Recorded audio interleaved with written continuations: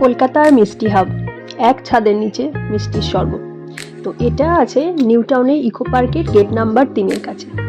তো এটা পশ্চিমবঙ্গ সরকারের উদ্যোগেই তৈরি, আর এটা মাত্র 11টি দোকানে ছড়িয়ে থাকা শহর ও জেলার সেরা মিষ্টির সম্ভার বলতে পারেন। তো এখানে মিষ্টির স্বাদও অসাধারণ। তো এখানে দেখতেই পাচ্ছেন যে সমস্ত সব ভিতরে আছে তারই একটা। আমি কিছু মিষ্টি শপের যে স্পেশালিটি মিষ্টি তার নাম কিছু আমি লিখে দিয়েছি স্ক্রিনের মধ্যে, যেমন গুপ্তা ব্রাদার্সের আম সন্দেশ, আর বলরাম মল্লিকের আছে বেট রসগোল্লা, গাঙ্গুরামের আছে মালাই চপ।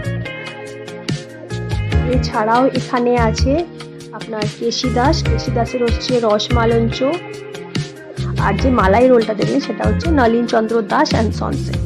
এছাড়াও এখানে আছে মিঠাই হচ্ছে গন্ধরাজ লেবুর দই। মানে এখানে নানান ধরনের আপনারা অবশ্যই এখানে টেস্ট করবেন। আর যদি আপনারা অন্যান্য কোনো মিষ্টির জেনে থাকেন তো অবশ্যই কমেন্ট করতে ভুলবেন না। আর এছাড়াও এখানে সাইডে কিছু ঘুরে দেখলাম যে বেঙ্গল হ্যান্ডলুম, তারও একটা ছোট শপ আছে, ওখান থেকে আপনারা চাইলে কোনো গিফট নিতেই পারেন।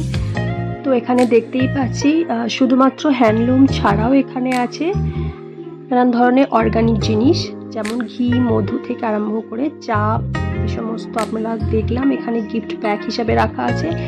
এছাড়াও এখানে পেয়ে যাবেন নানান ধরনের ডোকরার জিনিস, যে মা দুর্গা তো রাখাই আছে ডোকরার জিনিসপত্র, যারা মাস্ক রাখা আছে।